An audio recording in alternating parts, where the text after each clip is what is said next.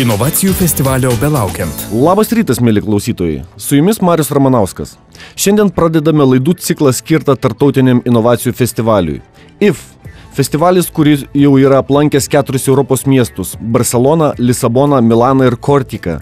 Gegužės 7-14 dienomis pasieks Vilnių ir susijungs su jau 6 metus skaičiuojančia dizaino savaitę. Daugybė teminių renginių taps dideliu ir spalvingu festivalio IF Vilnius ir dizaino savaitę. Apie festivalį, jo pagrindinės idėjas ir renginius plačiau pašnekėsime su studijos svečiais, festivalio organizaciniais partneriais. Lietuvos inovacijų centro direktoriumi dr. Kastyčiu Geču. Labas rytas. Labas rytas. Lietuvos dizaino forumo direktoriumi Vytautu Gurevičiumi. Labas rytas. Sakykite, prašom, koks visgi tai yra renginys ir kam jis yra skirtas? IF festivalis ir dizaino savaitė tai inovacijų festivalis. Tai festivalis, kuriame norima naujai pažiūrėti inovacijas, atkreipti dėmesį į dizaino kaip vienos iš varomųjų netechnologinių inovacijų jėgų. Svarba, kurią turėtų skirti visi, tiek mokslo pasaulis, tiek verslo pasaulis, tiek meno pasaulis. Norėtume įtraukti visuomenę, visų pirma jaunimą, į kūrybingų inovacijų terpę. Inovacijos tai ne tik technologijos. Iš tiesų šiandien inovacijų varomoji jėga kūrybiškumas. Tačiau tam, kad kalbėti apie sėkmės istorijas, kūrybiškumo, versle, inovacijose, svarbu yra bendradarbiavimas. Bendradarbiavimas tarp mokslo, meno ir verslo.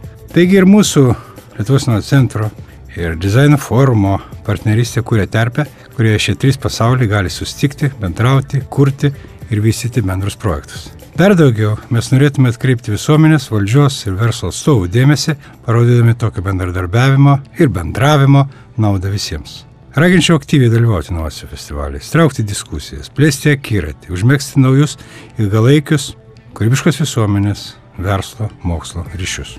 Gerbiamus Vytautai, o jūsų manymu, koks tai renginys ir kam jis yra skirtas? Na, mes turbūt sakome, kad inovacijų festivalis ir dizaino savaitė tai yra tai, ką supranta visa Europa kaip renginio formatą. Mes iš tikrųjų neišrandame jokio dviračio Lietuvoje, turėdami suprantamą renginį žmonėms, kurie aktyviai dalyvauja, kurie yra įpratę per tokius renginius matyti labai daug įvairiausių formatų renginių. Tai yra ir parodos, ir konferencijos, ir diskusijos, ir tie vadinami workshopai. Ir tai yra labai įvairiai publikai skirta. Tai yra, čia gali rasti visko ir specialistas, ir žmogus, kuris pirmą kartą susiduria su tokiais keistais žodžiais kaip dizainas ir inovacijos. Bet realiai tai yra galimybė koncentruotai vienos savaitės bėgyje pajusti tą dvasią. Ir kaip aš kartais juokauju, Europoje matydamas tokius renginius, sakau, visi švenčia, bet nelabai supranta ką. Tai yra tam tikra atmosfera, teigiama atmosfera, tai yra nuteikianti turbūt geranoriškai, tų galbūt iš dalies ir iš pažiūros keistų produktų atžvilgių, bet žmogus tokiu būdu išlaisvina smegenis savo nuo kažkokių tai, galbūt stereotipų, galbūt paskui jam yra lengviau apsispręsti. Net ir pačiam vartot tam tikrą keistą, naujovišką, novatorišką daiktą. Dizainas ir inovacijos. 2 tokie, kaip ir eiliniam klausytojui galbūt atrodantis labai skirtingi žodžiai. Tačiau jūsų manymu, tuos dalykus galima suderinti, jie papildo vienas kitą. Kas visgi paskatino festivalį rengti kartu su dizaino savaitę? Keletas priežasčių. Pirmiausia, iš tikrųjų, inovacijose arba inovacinė veikla, kūrybiškumas, tame tarpe ir dizaineriškas kūrybiškumas yra labai svarbu. Pažiūrėkite, kokius mes prekes, kokias paslaugas turime rinkoje. Daugeliu atveju prie jų prisilietė, o gal visais atvejais prisilietė dizaineriai. Daugeliu atveju mes matome, kad kūrybos procese dalyvavo ir dizaineriai. Ir ne tik dizaineriai, galbūt ir tie žmonės, kurie turi dizainišką mąstymą. Mes norėtume, kad verslo žmonės irgi gautų dalinai šitokio mąstymo, vaizdinio mąstymo, dizainiško mąstymo savybės. Tam reikalinga, aišku, ir pastangos iš abiejų pusių tikriausiai. Tai va ta idėja bendradarbiavimo, partnerystės ir atvedė mus į dialogą. Tas dialogas yra iš tikrųjų rišamoji grandis visuose inovacijų festivalio renginiuose, kurie vyko Europoje. Tai yra dizainas pradeda ne tik draugauti, bendarbiauti ir kooperuotis su inovacijomis. Tai toks, ko gero, buvo iš kitos pusės toks pragmatiškas požiūris, kad renginiai, tame tarp ir tokio festivalinio tipo, geriausia organizuoti kartu, kad subendrinti pastangas. Galų galia tą auditoriją, kurią mes tikimės, tiek ir dalyviai, tiek ir žiūrovai, tiek ir galbūt klausytojai, galėtų koncentruoti. Visas miestas čia turėtų švęsti. Tai mes tokiu pragmatiniais tikslais, organizatoriškais tikslais, aišku, buvo patogiau subendrinti šitos renginius, padaryti juos vieną kitą papildančius ir tuo pačiu gauti papildomas energijos. Dizaino savaitė papildo inovacijų festivalį, inovacijų festivalis papildo dizaino savaitę. Gerbiamas Vytautai, jūsų požiūriu, kas paskatino bendradarbiauti su inovatoriais? Na, aš norėčiau paantrinti turbūt Kastyčiui šiuo atveju, kad tikrai tai yra sinerginis procesas, kada dizainas, tarkim, be temos, jisai yra tikrai kaip, sakykime, kažkoks reiškinys, kuris neturi kūno idėjos. Šiuo atveju inovacijos mums suteikia tam tikrą galimybę pažvelgti į dizainą kaip į tam tikrą inovacijų sudėtinę dalį. Iš tikrųjų, tai yra labai svarbu, kad žmonės profesionalai, kurie turi tam tikrą specifinį išsilavinimą, jie šiandieną, arba į juos galbūt būtų atkreiptas dėmesys kaip į sudėtinį tam tikro daikto ar tam tikro kažkokio tai gaminio neatsiejamą proceso dalį, kad tas žmogus, kuris kūrė, jisai būtų įvardintas, kad tai yra vis dėlto autoriniai dalykai ir kad tai yra tas kūrybiškumas, kuris turi būti kiekviename iš mūsų, kuris vėlgi gali pasireikšti įvairiomis formomis, bet mes visada sakome, kad dizainas, tai jeigu taip tiesiogiai išversti šitą savoką, tai yra projektavimas, kad ne pirmą pagamini, o paskui galvoji, kaip panaudoti, bet kad būtų vis dėlto teisingai. Tai yra pirmą sugalvoji, paskui tu tai pagamini ir iš tikrųjų tai tada yra sąmoningas, teisingas ir labai nuoseklus vartojimas, nes tada tai yra ir atsižvelgta į žmogaus ergonominius reikalavimus, ir į estetinius, ir į informacinius, ir visokius kitokius dėsnius, kurie tikrai kartais nespecialisto akiai yra sunkiai suvokiami. Tai iš tikrųjų labai gražiai nuskambėjo mintis apie dizaino ir inovacijų partnerystę ir bendradarbiavimą. Gerbiamas Vytautai, jūsų manymu, ar bendradarbiavimas ir partnerystė tai yra pagrindinė festivalio idėja, ar visgi jūs keliate kažkokią papildomą idėją, galbūt kokią mintį jūs norėtumėt perduoti klausytojams?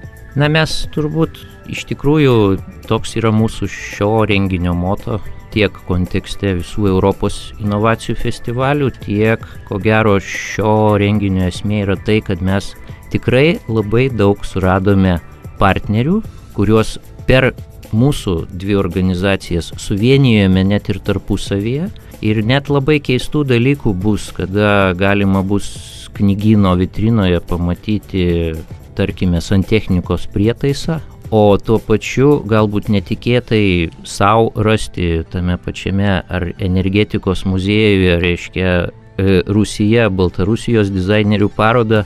Tai partnerystė šiuo atveju yra persmelkus turbūt visas įmanomas renginių vietas. Mes partneriaujam ir tarptautiniu mastu, mes partneriaujam ir temiškai, tipologiškai, mes partneriaujame ir labai keistose formose, kurios galbūt kada nors išsilies ir į tam tikrus visiškai naujus gaminius. Gerbiamas Kastyti, o jūsų nuomonė? Jo, iš tikrųjų, pagrindinė festivalio tema yra kūrybiškumas ir partnerystė. Tai yra, idėja yra tokia, kuri galbūt teigia, norint, kad sektųsi, privalai turėti partnerius. Partnerystė skatina mūsų manymų kūrybą, naujovių integracijos procesus, apskeitimą turimomis idėjomis bei žiniomis. Mūsų manymų partnerystė ir kūrybiškumas gerą idėją paverčia realybę arba lengviau paverčia. Iš kitos pusės, inovacijos prasideda nuo klausimų, kas jeigu, ar svajonių. Įsivaizduokite jeigu, ar smalsumo, o jeigu. Ir šitas jeigu bus vienas iš tokių vaizdinių detalių, kuris pamatysite ko gero mieste. Aplinkos šitos teiginius ir sukasi visi festivaliai, kuriais siekiam visi, tai ne tik tai Vilniuje, o tas o jeigu. Festivalis skatina kūrybišką ir bendarbiavimą nukreiptą mąstymą. Tai ko gero tiek. Gerbiamas Vytautai, kokius galėtumėt paminėti pagrindinius renginius festivalio? Na, mes turbūt turime keletą tipų renginių ir mūsų internetiniai svetainėje ar www.innovationfestival.lt ar www.dizainosavaitė.lt galima pasižiūrėti. Tie renginiai yra suskirstyti tiek į tipologijas, tai yra parodos, konferencijos ar tai sakykime, tiesiog Designovation renginiai ir yra jie dar suskirstyti ir pagal kalendorių, tai yra tą pačią dieną vyksta įvairių tipų renginiai. Tai pagrindinius turbūt taškus sudėčiau tai, kad ko gero šurmuliuos Gedimino prospektas, nes ir Fluxus ministerija pasijungia su labai keistais renginiais, tai yra dizainas be dizaino ir daiktų turgus be daiktų. Ir, sakykime, yra visiškai pragmatiškų dalykų, tai yra tai, kas vyks salonuose prekybos, tai yra tiesiog naujienų ir karščiausių naujienų, kurios buvo tiesiog turbūt praeitą savaitę pristatytos Milane, jos tiesiog už keletos savaičių pasieks ir Vilnių. Na ir be abejo yra daug to, kas yra vadinama parodomis, solidžiomis parodomis, atvažiuoja Skandinavijos architektų kuriančių dizainą paroda, tai irgi yra vienas iš partnerystės pasireiškimų, kada architektai daro visiems suprantamus ir visai buityje naudojamus daiktus, kaip pavyzdžiui butelį. Gerbiamas Kastyti, kokius renginius išskirtumėt? Aš gal kitaip trupučiuką pakreipsiu. Iš tikrųjų, dar vienas momentas, kuris skiria įvairius renginius, tai yra tam orientacija galbūt trupučiuką skirtingas auditorijas, nes norėtume ir bus renginiai, kurie bus visų pirma skirti verslininkams, įmonių atstovams, studentams, tai ir, sakykime taip, bendrai publikai, nes netgi bus IFA idėjų arba inovacijų festivalio idėjų konkursas, kuriame gali dalyvauti visi prisijungę svetainėje. Raginu visus konkurso metu šito dalyvauti ir tikrai pristatyti savo, o kas jeigu idėjas, o kas jeigu dangus būtų žalias, o kas jeigu mašinos būtų varomos vandeniu ir panašiai. Tarp kitko, šitie sakiniai yra paimti iš tų idėjų, kurias kėlė jaunimas kitose festivaliuose. Aš manyčiau, kad šitas konkurso konferencija, vienaip ar kitaip, kurioje ne tik tai verslo atstovai, kūrybinio verslo atstovai, menininkai, tačiau ir valdžios atstovai turėtų dalyvauti, vyksinai miesto savivaldybėje.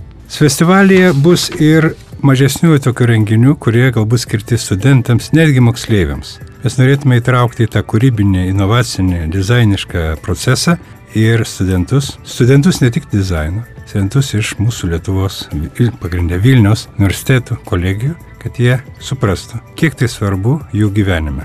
Na ir pabaigai mūsų pašnekovų norėčiau paklausti, kuo visgi naudingas šis renginių ciklas eiliniam klausytojui ir kodėl jam verta tapti šių renginių dalyvių? Aš tai sakyčiau, kad taip yra tiesiog linksmiau gyventi ir festivalio būtent formatas tai yra iš tikro šventė. Tikrai raginčiau neįsitempus, bet labai atsipalaidavus pasižiūrėti ir leisti savo mintims, išsilaisvinti iš kažkokių tai stereotipų ir kažkokių tai mąstymų, kad tai yra ne man, aš turbūt kažko nesuprantu, o gal kaip į tai pažiūrės kiti.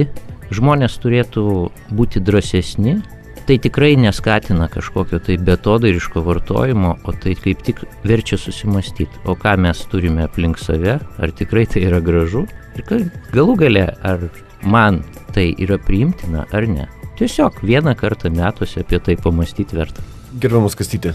Jo, aš tai mačiau, kad dar pridėsiu vieną renginį, užmiršau. Tai pas mus svečiuose bus ir kitų inovacijų festivalio, jau minėtų 4 festivalių dalyviai. Bus speciali paroda, tai vadinamas IF kampas, jinai bus savivaldybėje, kur savo festivalius pristatys ir kiti mūsų partneriai. Tai bus lygiai taip pat, jūs galite rasti panašią informaciją ir minėtose svetainėse, tai yra www.innovationfestival.lt ir dizainosavaitė.lt. Aš manyčiau, kad tas yra dar vienas momentas. Dabar dėl tų dalyvavimo, dažniausiai mes inovacijas priskiriam kitiems, tai yra ne savo. Lygiai taip pat aš paantrinčiau Vytautui. Manyčiau, kad mes noras yra paprastas. Kiekvienas žmogus, dalyvaujantis festivalyje, kaip šventėje, pagalvotų, kad ir jie gali daryti inovacijas savo gyvenime, savo darbe, o studentai savo būsimam darbe. Dėkoju studijos svečiams už išsakytas mintis, o klausytojus raginu prisijungti prie mūsų laidų kitą savaitę, kuriuose aiškinsimės, kas vienyje inovacijas ir dizainą ir kodėl taip svarbus kūrybiškumas ir partnerystė. Daugiau informacijos apie festivalį Innovation Festival LT. Inovacijų festivalio belaukiant.